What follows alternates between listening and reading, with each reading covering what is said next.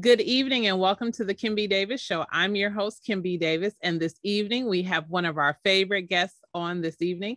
We have Shanay Watson-Whittaker. She is our political strategist and organizer, and she's going to break down our post-election coverage and talk about some of our current topics such as anti-vaxxers and a word that she used on social media that I love, entitled Contrarianism. Good evening, Shanay. How are you? I'm okay, Kim. How are you today? I am great. Thank you for being on the show as always. So let's get to it. So yesterday was election day. Yes. Ooh, I saw some things that rather distressed me. Can you break it down? What happened in Michigan and then nationally? Well, we had a series of local elections here in Michigan. For example, Detroit had their mayoral race and their city council races, as well as police commissioner races and three ballot proposals. That went for the most part as expected, with the exception of District 2 in Detroit, which is my district, which is probably the most populous district in the city. I would say that, yeah. And then we had a great race in District 4, and that was pretty good as well. With other parts of the state, Hamtramck elected their first Muslim mayor, as well as the city of Dearborn. So there were both history-making events here in the state of Michigan, specifically southeastern Michigan. Now, when it comes to the national outlook, we had Virginia. Virginia was something else. Virginia was not expected outcome.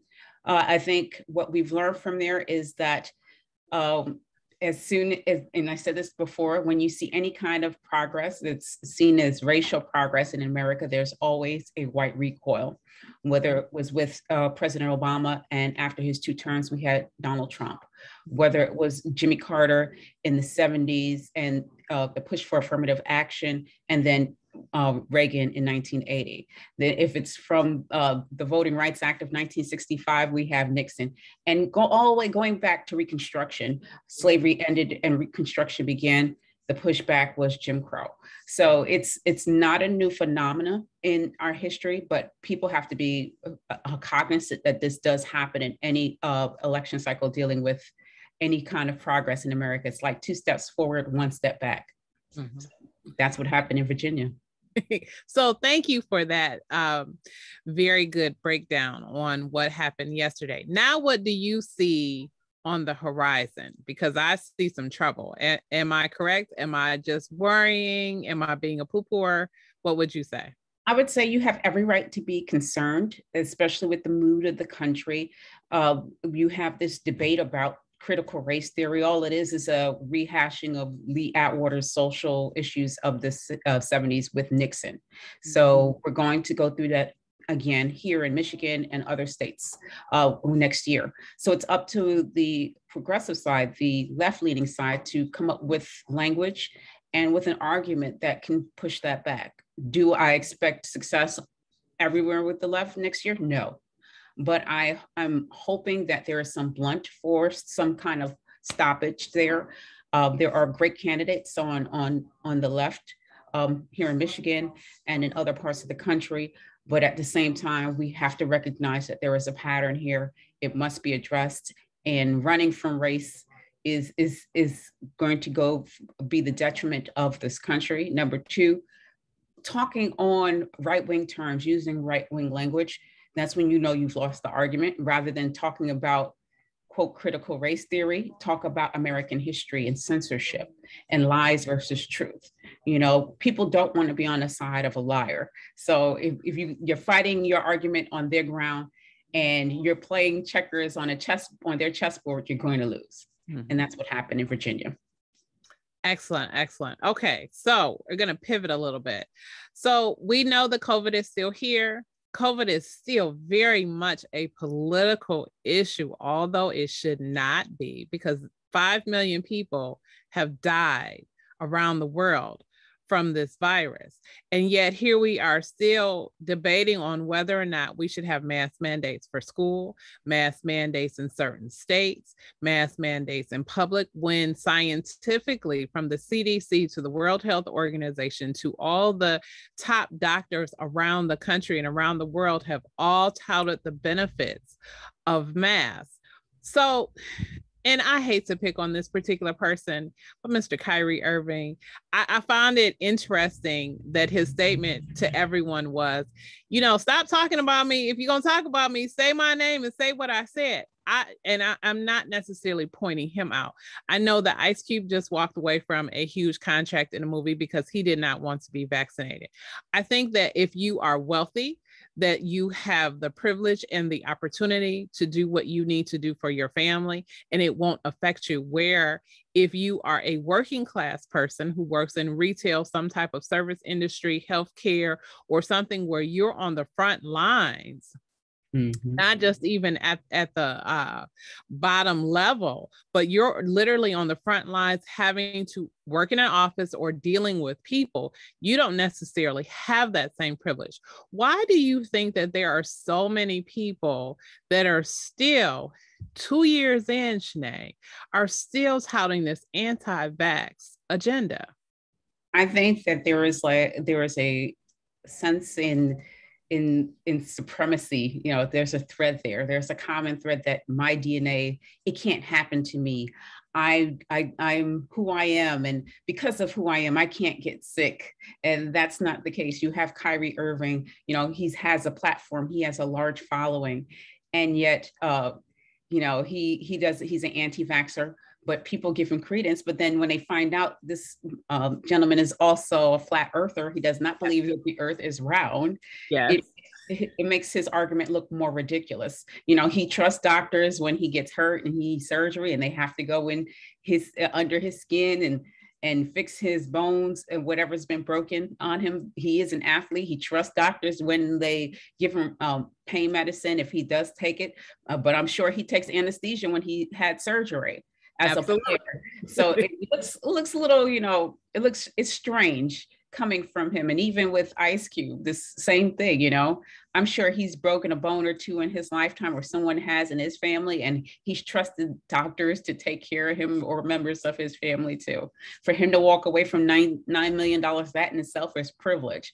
When it comes to everybody else, I know people talk about police officers in the city of New York. There's a police officer force of over 30,000 police officers. People were speculating like over 1,000 people would walk away from their jobs and not have the vaccine.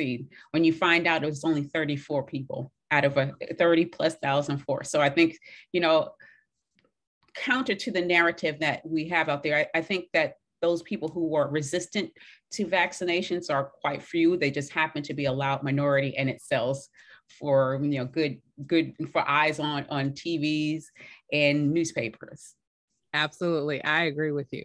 So I want to go back to politics because I just remember. So Eric Adams was just elected as mayor of the city of New York. He is the second Black mayor. Talk to us about what that means for the city of New York.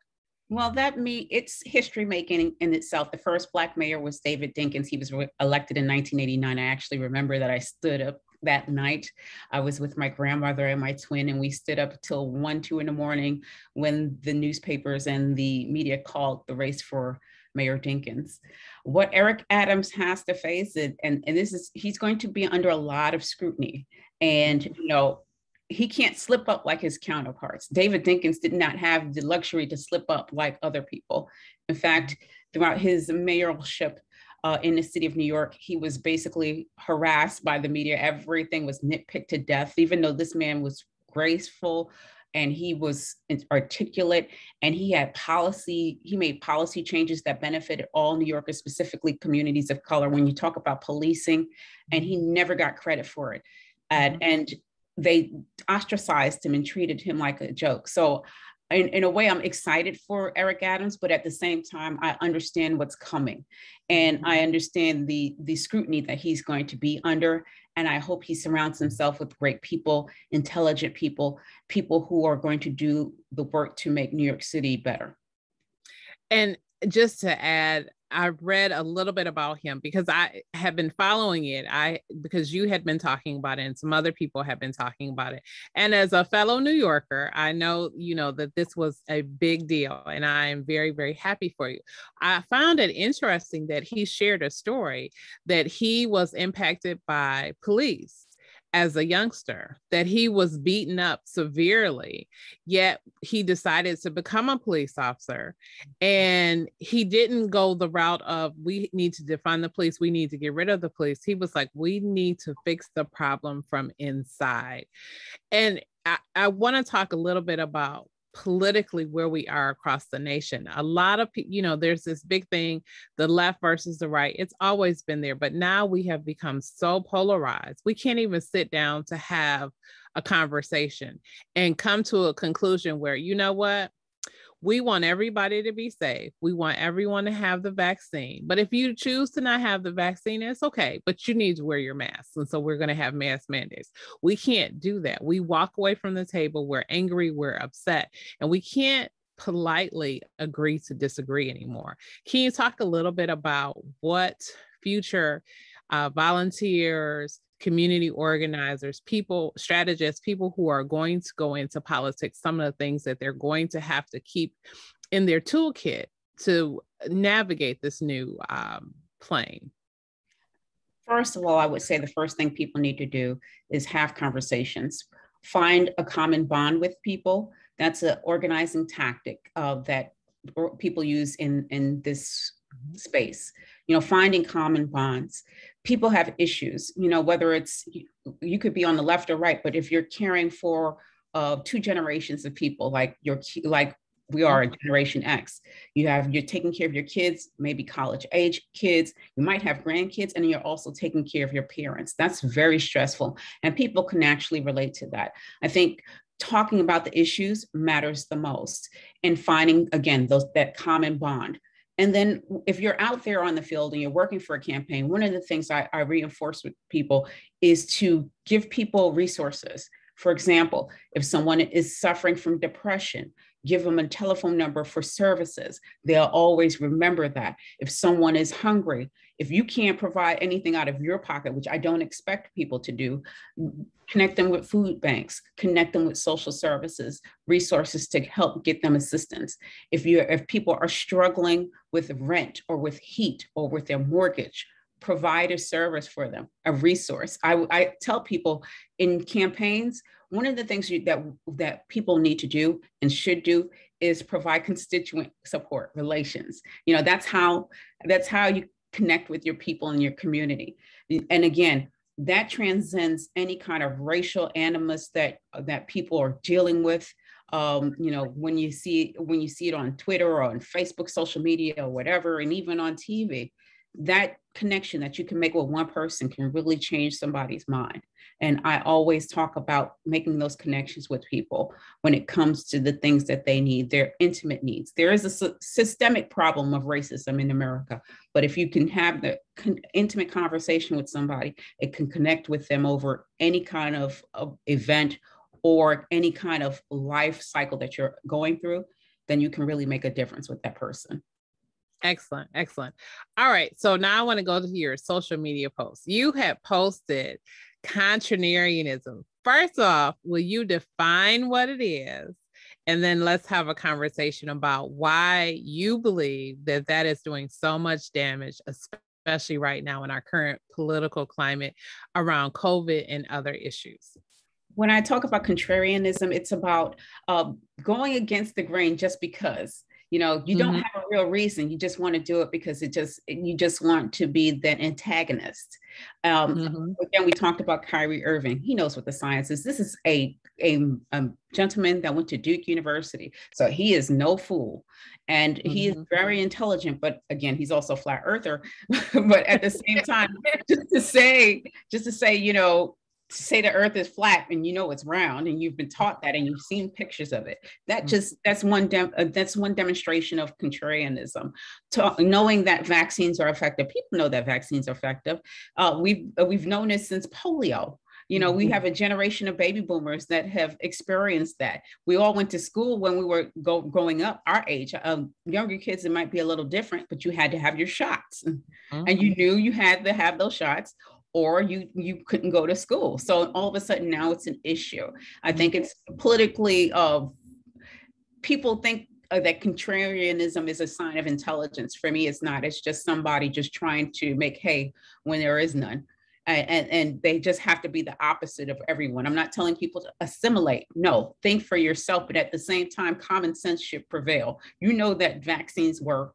You know, you've been taking them for years, and all of a sudden someone who's your political opposite says to take a vaccine, all of a sudden it's a problem. So that's what I talk about, contrarianism. Even in our community, there is a line of it as well, that flows throughout our community, in the Black community, about, you know, having to go against the grain, whether it's voting. And you'll have somebody, they know that our ancestors died for the right to vote. They know that their vote does matter, but they're just not going to do it because they don't have to, you know.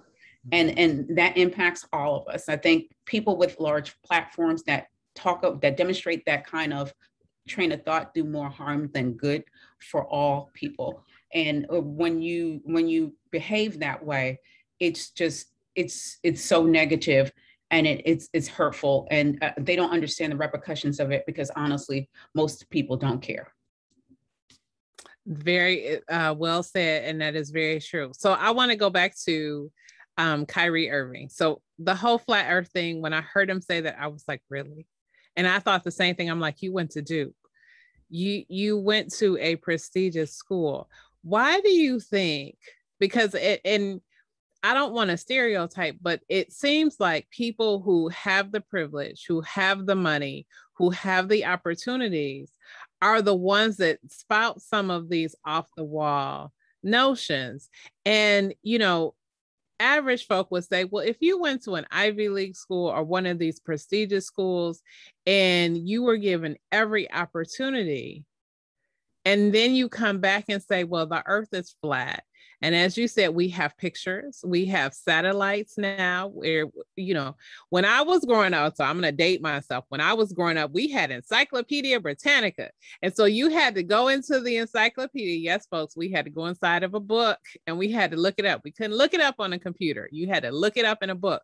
But now you can actually go onto a computer and pull up real-time images of whatever you want of the earth. We saw William Shatner go into space a couple weeks ago, and they were showing what the upper atmosphere looks like. And just as a side note, Nichelle Nichols was the first Star Trek member to go up. I just got to say that because it was a sister that went up first. Anyway, moving on. But we have people who spout these notions. And Shanay, I wonder, and you tell me if you think this is true. So we had a African-American woman, I believe, who is the person who created the vaccine, correct? Is that okay? Dr. Kizzy, yes. Yeah, say her name again. Dr. Kizzy, yep. Thank you. So Dr. Kizzy created this vaccine, and it has been talked about, at least from as much as I have heard, that they were able to use current methods and current samples to basically take and I may be saying this incorrectly, but to basically take what we would consider bird flu now, and then take it and sort of make it where it works for COVID, whatever causes COVID. I know that sounds weird, but to basically take something now and adapt it is what I'm trying to say, adapt it to what is actually going on. Do you think that racism plays somewhat into the whole notion of, because I've heard everybody say, you know, the names of the ingredients, and this is the mark of the beast, and all these different things. And we've talked about it, how they're going to put DNA trackers. And the last time I said that to you, you laughed and you said, girl, don't nobody want none of these people. They don't have no money, no power, no platform, no nothing. But again, these things persist. Share your thoughts on that. Well, I think it's more political than racial when it comes to the vaccine. A lot of people don't know that Dr. Kizzmekia Corbett, that's her full name, is the person who helped create the Moderna vaccine. Again, it's about politics. It's about not being able to get sick. I think people feel like they're invincible. They can't be touched. You know, in a rap game, you can't be touched. That means you can't get got. And they don't think they can until it's too late. I mean, how many stories have you read of countless Americans who felt this way? And in their last stages, they want the vaccine and they realize that, you know, the doctors tell them or the nurses tell them that, no, this is it for you, you know, and how many more millions of people have to die worldwide? There are 700,000 Americans that have passed away from this virus. And 40 million of people have had the infection, 44 million people. So, you know, we also have to think about the long-term effects of COVID, you know, the long-term suffering. Is a few million people will have suffered from long-term COVID effects. They call it long haulers. And that's going to be an issue coming up. But when it comes down to, you know, the hesitation versus the not taking the vaccine because of some conspiracy theory, it's basically political. I think it's more or less showing an allegiance to the last president and not wanting to disappoint him, as if he cares about what you're going to do because he is vaccinated and he has access to the best doctors in the world. Absolutely. Absolutely. So Shanay, talk a little bit, because, you know, he's already announced that he's going to run. I don't know if that was his official announcement, but what do you see in terms of the Republican Party and Donald Trump? Embracing him, not embracing him? What do you think? I think that they're going to continue to embrace him because leaders are afraid of him and they're afraid of his followers. So, you know, as you can see, you know, the same followers that have threatened to kill our governor, that have threatened to kill the current president and vice president, that have threatened to hurt and harass people who are supporters of President Biden's, you know, so they're afraid of him. They're honestly afraid of him. So they're going to go lockstep in him. I don't feel like they're going to change the path. They know what will impact them for the election. They know that the talk of the critical race theory is a hot button issue. Again, it's going back to the 70s with Lee Atwater and Richard Nixon. This is the playbook that's been played for 50 years now, and it hasn't been broken. What I would say is, if I was on the opposing side, which I am, I would say focus on the issues. And also don't be afraid to have those conversations, and also confront them, confront people. Don't be afraid. Don't be afraid to call them out and say, hey, do you want your kids to learn about American history or not? Because if you talk about critical race theory and you use their language, you can't talk about the Holocaust, you know? Right. You can't talk about the Japanese internment. You can't talk about slavery. You can't talk about any of those things.